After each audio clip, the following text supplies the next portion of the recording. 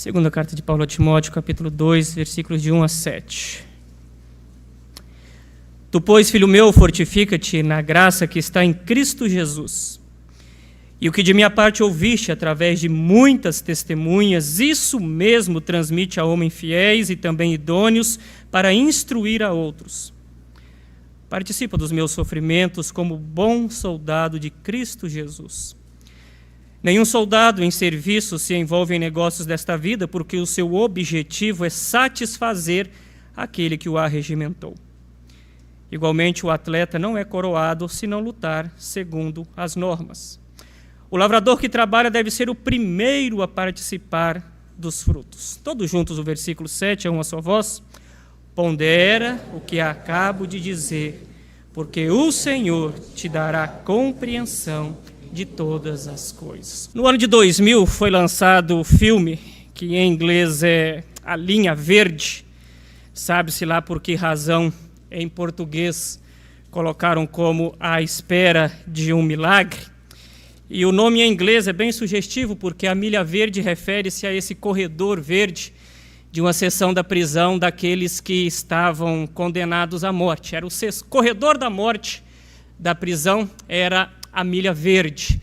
Então fica a sugestão aí que você não deixe de assistir ou coloque na sua lista de filmes para assistir À Espera de um Milagre. Nesse filme, o protagonista, que é o que está à sua direita, esse ator que tem 1,96 m de altura, chega até a assustar. O que chama atenção nesse filme é como que alguém, diante de indivíduos que com crimes das formas mais hediondas, das expressões mais hediondas possíveis, se você assistir, você vai ver a história de cada criminoso, como que alguém, ele tem um dom, pode expressar bondade em meio a tanta maldade. Como que alguém é capaz de proferir palavras boas em meio a uma situação tão calamitosa, com um cronômetro regressivo para a morte? Quando nós estudamos a segunda carta de Paulo a Timóteo, nós estamos diante de um homem também em situação semelhante. Eu preciso de 5 minutos da sua atenção para que você entenda as circunstâncias em que essas cartas a Timóteo foram escritas. É consenso entre os historiadores que Paulo teve 2 prisões. Então, quando você lê o livro de Atos dos Apóstolos, até no capítulo 27, 28 lá, quando ele termina, Paulo está numa prisão que nós podemos classificar como uma prisão domiciliar. Ele tem uma casa alugada com um soldado 24 horas por dia o acompanhando. Mas ele tinha um nível de liberdade nesta primeira prisão.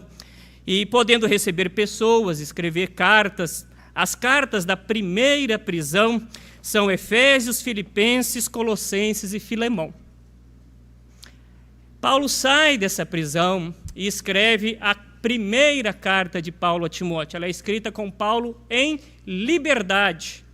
Por isso que o teor dela é diferente desta segunda carta. Mas nessa segunda carta é da segunda prisão de Paulo. Provavelmente ele foi recapturado na época do imperador Nero e está colocado numa masmorra, nas piores condições possíveis, preso, com a certeza da morte. É por isso que quando você vê, nós veremos mais à frente nas exposições, quando ele diz nessa segunda carta, combati com o combate, completei a carreira e guardei a fé, não é alguém que está indo para a aposentadoria. A gente cria a imagem, né, de um Paulo assim, já está cansado, completei aí meus anos de contribuição, vou parar. Não. Paulo está dizendo isso na circunstância de que talvez amanhã eu morra, mas eu tenho a certeza de que cumpri aquilo que me foi dado, aquilo que me foi exigido do Senhor Jesus. Tendo isso em mente, então, você viu até agora que Paulo, dessa segunda prisão, nessas condições, escreve a Timóteo, que, como você tem acompanhado também, é um jovem pastor na igreja em Éfeso, em que ele começa escrevendo na primeira carta e agora escreve esta segunda carta. E você viu nos primeiros capítulos, então, na última exposição que o reverendo Jair deixou bem claro, que você tem, grosso modo, quase que más notícias, no sentido de que muitos o abandonaram. O versículo 15 do capítulo 1 diz: está ciente de que todos os da Ásia me abandonaram, e ele cita o nome, porém, Onesíforo, ou a casa dele, foi alguém que foi fiel. Como que um jovem pastor, ou o que se passa na cabeça de Timóteo diante dessas circunstâncias? A carta é dividida em 2 seções bem claras e bem simples. Nos primeiros capítulos ele vai chamar a Timóteo a assumir essa posição de pregador do evangelho e de líder. E no segundo momento ele vai tratar das heresias e das corrupções que podem acontecer dentro da igreja. Isso posto, a minha afirmação nesta noite é a seguinte: assim como Paulo falou com Timóteo, nós temos um chamado. E o chamado cristão exige o reconhecimento das nossas fraquezas, mas, pela graça, somos capacitados a transmitir o evangelho. O chamado cristão exige o reconhecimento de nossas fraquezas, mas, pela graça, somos capacitados a transmitir o evangelho. Nós veremos isso em alguns passos, e aí você observe agora o primeiro versículo. Tu, pois, filho meu, fortifica-te na graça que está em Cristo Jesus. Coloque-se no lugar do Timóteo, ou se você gosta de futebol, pense que você está no banco de reservas do Pelé, e você é alguém que vai ser chamado a substituir o Pelé durante o jogo. Timóteo é alguém que vai suceder Paulo. Dezenas de igrejas plantadas, milagres nas mãos desse homem, uma sabedoria infinita, conhecedor de várias línguas. E Timóteo era jovem, tímido e, ao que tudo indica, tinha uma saúde frágil.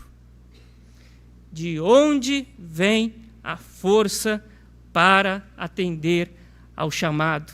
De onde vem a força para que nós possamos seguir enfrentando as forças deste mundo? Porque além da grande responsabilidade que Timóteo tinha sobre os seus ombros, não se engane, as circunstâncias históricas às quais ele assumiria o pastoreio da igreja, ou continuaria no pastoreio da igreja, não eram as melhores. Se você acha que os dias atuais, quem é mais idoso, até eu nos meus 43, a geração atual está perdida, você não sabe o que era pastorear ou pregar o evangelho numa Roma. Alguns anos atrás eu tentei ver algumas séries históricas que falavam a respeito do Império Romano, e não dá para você passar do 3º episódio, porque é tanta sensualidade, é tanta devassidão, são tantas coisas más em que a igreja tem que enfrentar, que chega a ser assustador. No Império Romano, nas cidades romanas e gregas, que Roma dominou Grécia, por exemplo, nos altares, nos templos idólatras, havia prostitutas cultuais. As pessoas frequentavam os templos, e a sua forma de adoração era uma relação sexual com prostitutas. E muitos crentes da igreja vinham dessa prática, e muitas vezes com suas mentes confusas. É contra isso que Timóteo tinha que lutar, é isso que ele tinha que enfrentar. O que será de mim com tamanha responsabilidade? Será que eu terei forças para continuar o meu ministério? Como que eu vou lidar com essas igrejas agora que o apóstolo Paulo, meu pai espiritual, está com os dias contados, prestes a morrer? Mas Paulo deixa bem claro que, apesar de todas essas limitações aos olhos humanos, fraquezas físicas, desafios grandes, enfrentamento de forças malignas, igrejas em cidades muito hostis e perseguição do Império Romano, aquilo que você puder pensar, a fonte da força de Timóteo não era a eloquência, não era a força física, não era o currículo, olha, eu fui criado aos pés de Paulo, mas a força de Timóteo deveria vir, a origem da força de Timóteo viria da graça de Deus. E é isso que nos impele a seguir em frente, é isso que nos impele a trabalhar na igreja, é isso que sustenta o nosso pastorado enquanto pastores. Não é o nosso conhecimento teológico, não é a nossa carreira ou o nosso tempo de igreja, não são os tapinhas nas costas ou o reconhecimento das pessoas. Quando temos grandes desafios ao longo da nossa jornada cristã, quando achamos que somos fracos, quando achamos que os desafios ou os obstáculos à nossa frente são maiores do que aqueles que nós podemos enxergar, quando achamos que estamos diante de uma geração perdida, de um governo mau, que dia após dia tenta cercear a liberdade dos seus filhos, nós nos fortificamos na graça e em nenhum outro meio, porque ela é a fonte para o nosso chamado. A graça de Deus, o dom de Deus para nós, é a força do nosso chamado. Mas esse chamado, embora ele comece de forma passiva, ou seja, nós recebemos esse dom de Deus, a graça de Deus é derramada sobre nós, nós temos que tomar a iniciativa de compartilhar esse chamado para aqueles que estão ao nosso redor. E qual é o método do chamado? O que Paulo apresentou, qual foi, abre aspas, a técnica que Paulo ensinou a Timóteo para ele espalhar o evangelho para com aqueles que estão ao redor? E aí você nota que o método do chamado está expresso nos versículos 2 e 3. E o que de minha parte ouviste através de muitas testemunhas, isso mesmo transmite a homens fiéis e também idôneos. Para quê? Para que esses homens fiéis e idôneos venham instruir a terceiros. E esses terceiros instruídos possam instruir a quartos. E esses quartos instruídos possam instruir a quinta geração de crentes e assim sucessivamente. De que nós chamamos isso?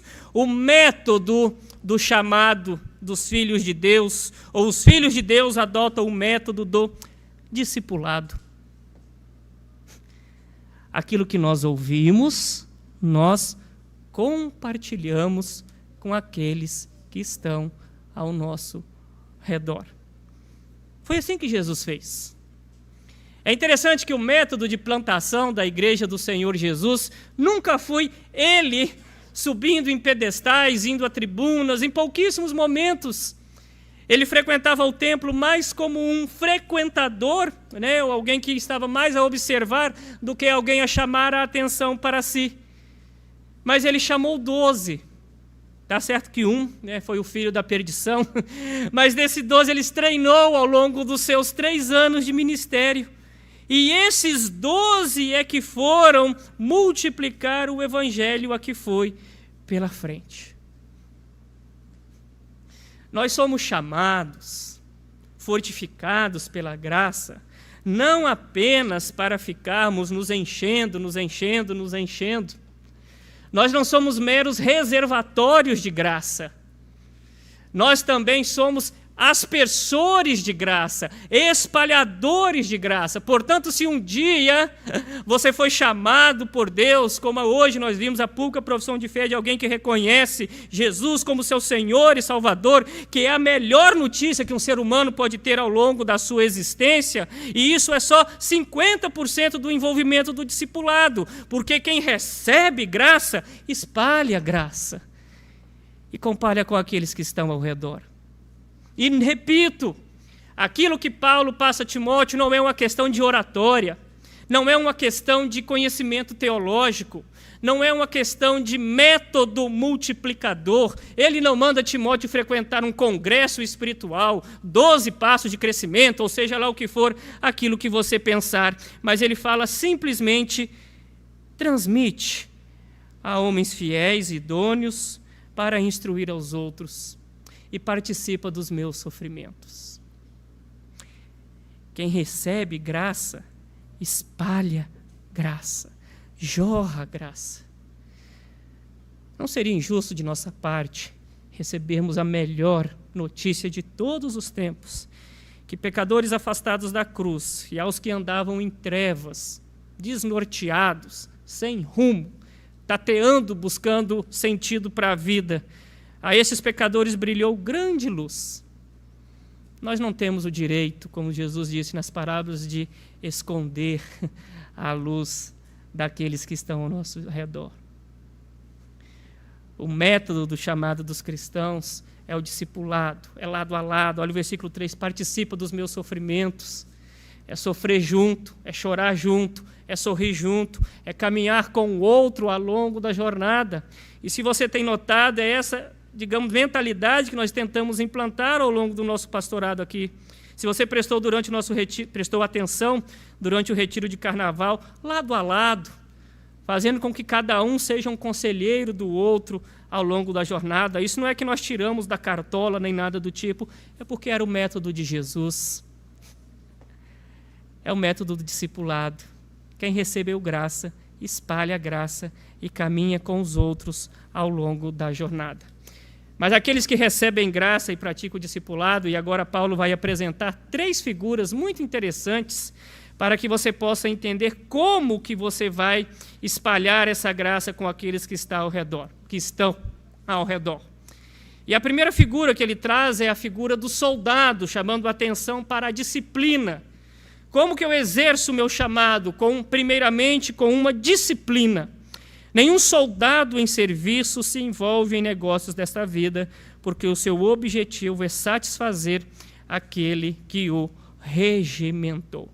Paulo traz muitas figuras militares, né, ao longo das suas cartas, também para quem vivia preso, né? Ele, no caso, por causa do evangelho, não por ser mau caráter, mas ele traz muito essa figura.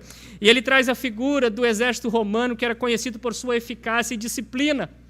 Se você vê historicamente o exército romano, muitas vezes com 100 soldados, eles eram capazes de vencer exércitos inimigos de 2.000, 1.000, 3.000 soldados. E uma das características do exército romano era a disciplina.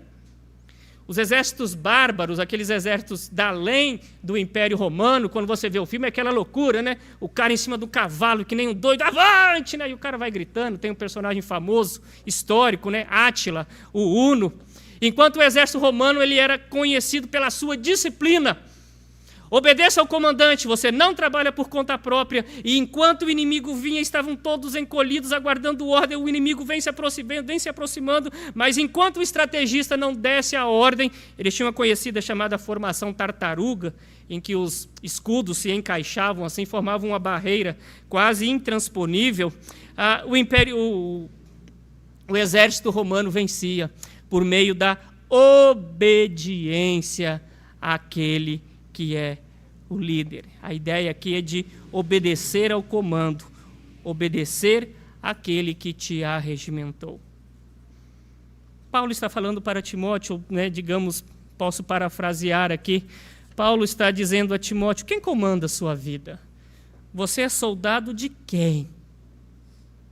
Quais são as batalhas que você trava ao longo da sua jornada? Porque nós compramos batalhas ou abraçamos batalhas que estão muito distantes daquilo que o Senhor Jesus quer de nós. Nós estudamos aqui na quarta-feira, né, a expectativa que muitas vezes nós criamos para satisfazer a Deus, achando que Deus requer de nós que nós sejamos crentes superstar, superpoderosos, quando aquilo que Deus requer de nós é obediência. Obediência. Isso que Ele quer de nós. E nós compramos outras brigas. Nós nos sujeitamos a outros senhores, a outros comandantes. Quem comanda a sua vida? É triste você ver muitos que ao longo da sua jornada são arregimentados por outros senhores que não o Senhor Jesus. É muito triste ver aqueles que acordam e dormem em função, seja em função de dinheiro, em função do corpo perfeito, em função de si mesmo, em função de trabalho. Não que essas coisas sejam ruins, né? São bênçãos de Deus. Não é errado você ter isso, nós não queremos que você abandone trabalho, família, namoro e nem deixe de cuidar da saúde. Mas que isso não seja o comandante da sua jornada. Antes você coloque essas coisas aos pés do Salvador, para que Ele possa guiar, para que Ele possa te orientar ao longo da sua jornada.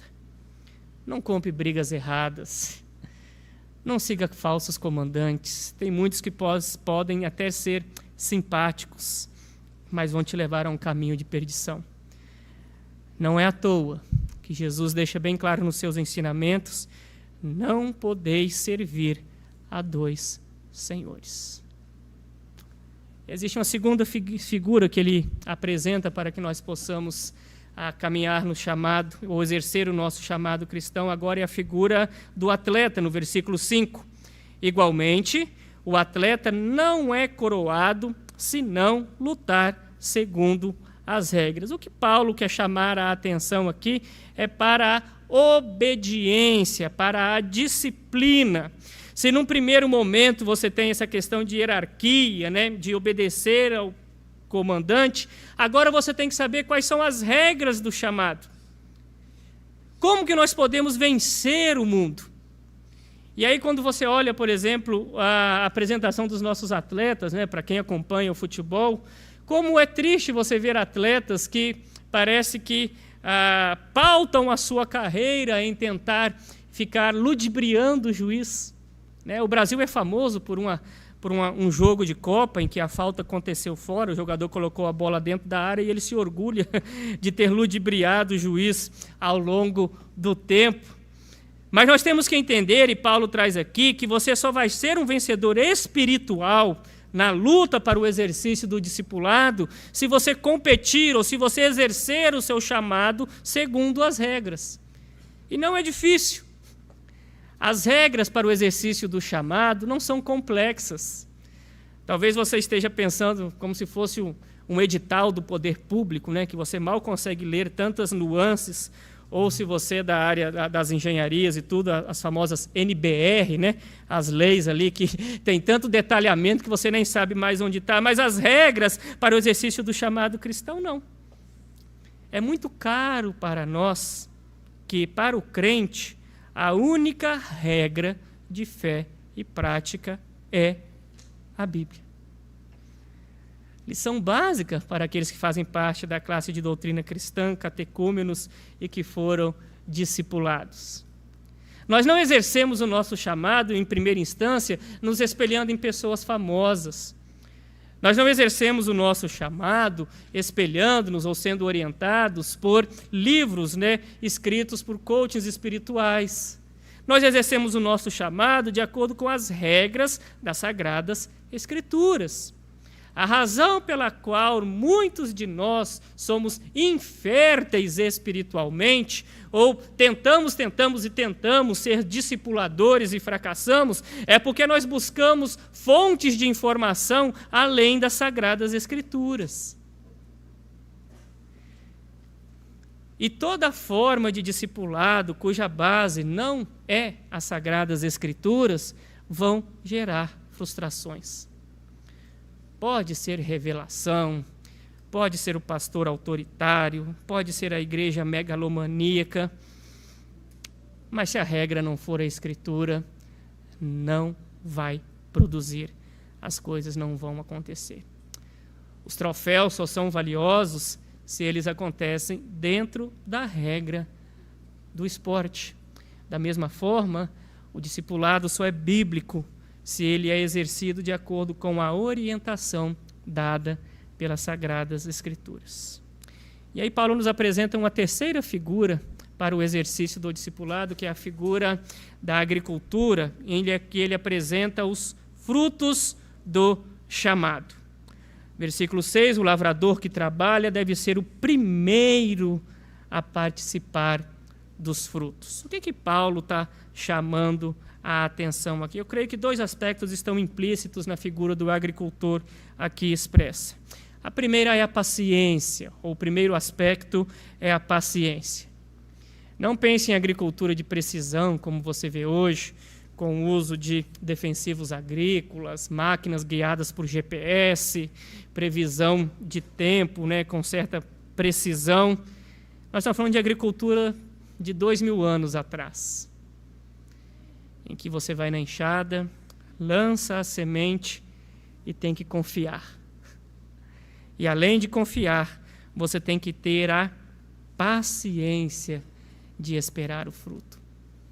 E esse talvez é um dos problemas que nós temos. Nós abraçamos o imediatismo da geração atual em muitos aspectos, né? Eu fico até rindo quando você conversa, por exemplo, com alguém que trabalha numa escola de inglês ou é fluente em inglês. essa piada de fique fluente em 6 meses, aprenda inglês, e isso é uma furada, a gente sabe que isso não acontece. Mas a nossa impaciência, né, faz a gente abraçar e querer aprender essas coisas, né? Perca 15 quilos em 30 dias, ou coisas do tipo. A gente sabe que isso não é saudável, mas a gente abraça. Porque a nossa impaciência faz com que nós abracemos o impossível, ou aquilo que não é saudável. E da mesma forma, o discipulado, quando ele é exercido sem paciência, só vai gerar frustração. Porque se você parar para pensar no primeiro momento, em termos numéricos, o ministério de Jesus não fará nenhum grande sucesso. Você tem os 3 níveis de relacionamento. Você tinha multidões que o seguiam, mas nessa multidão a grande maioria era curioso apenas. Dessa multidão você tinha os discípulos. Aí alguém que talvez já tinha um grau de envolvimento maior, né? Desses discípulos ele pôs os apóstolos. Desses apóstolos, desses 12, ele escolheu 3 que andavam mais perto dele. Desses 3, a Bíblia cita aquele quem Jesus mais amava. Mas o que eu quero dizer é que se você tirar esses 12 e os outros, numericamente falando, né, dos 12, um não vingou. Os outros, durante a cruz, pernas para quem te quero. Mas Jesus sabia que a obra dele e esses 12 que ele caminhou ao longo de 3 anos seriam instrumentos incendiadores do evangelho que estaria por vir. Ele sabia que quando ele ascendesse ao céu e derramasse o Espírito, e os discípulos cheios do Espírito, como Pedro no seu sermão, 3.000 pessoas iriam se converter, num segundo momento 5.000 pessoas. Ele sabia que o apóstolo Paulo, como que um chamado fora do tempo, seria alguém a espalhar esse evangelho e colher frutos. Mas é preciso paciência, é preciso saber esperar. Mas, por último, ainda dentro dessa figura do agricultor, há algo que há de mais belo. Quando você prega o evangelho, sustentado pela graça, com o método discipulado, com obediência ao comando, seguindo as regras, com a paciência de esperar os frutos, você vai participar dos frutos. E não dos frutos financeiros, não dos frutos do ponto de vista biológico, mas você vai gerar filhos espirituais. Não é prazeroso quando você compartilha o evangelho com alguém e você vê a pessoa sendo batizada aqui na frente? Não é prazeroso a você que é avô, talvez bisavô aqui, pregou o evangelho ao seu filho, esse evangelho chegou ao seu neto, chegou ao seu bisneto e eles estão aqui professando a fé? Mas há necessidade de paciência para o exercício disso, mas não tem nada mais exultante no coração do crente do que colher os frutos espirituais do chamado a que Deus nos dá. O mundo é mau, e sempre foi. Não houve um dia em que o mundo não estivesse cheio de guerras, não houve uma civilização que fosse pura espiritualmente, livre de sensualidade exacerbada, prostituição e coisas do tipo. Mas aqueles que são fortificados na graça crescem. Conclusão, eu sei que talvez você esteja se sentindo até frustrado, que muitas vezes eu, enquanto pastor, me sinto. Você quer resultado, você cria expectativas ministeriais, e quando você olha essas recomendações aqui, talvez você se ache inapto. Mas olha o que Paulo diz a Timóteo, e aquilo que eu quero te convidar ao longo da semana. Pondera, reflita no que acabo de dizer, porque o Senhor, no devido tempo, lhe dará a compreensão de todas as coisas. Digira, rumine as palavras das Sagradas Escrituras, e aquilo que, num primeiro momento, pode parecer desesperador e incapacitante, quando você cria o hábito da reflexão, você verá que o Senhor vai abrir os teus olhos e você vai poder dizer como o salmista: desvenda os meus olhos para que eu contemple as maravilhas da tua lei. Que nós sejamos reflexivos, ponderadores, que nós possamos digerir as palavras que Paulo exerceu ou falou a Timóteo, mas que são palavras e o convite que o Senhor Jesus faz a nós para sermos discípulos, perpetuadores dessa graça que é o Evangelho. Em nome do Senhor Jesus. Amém.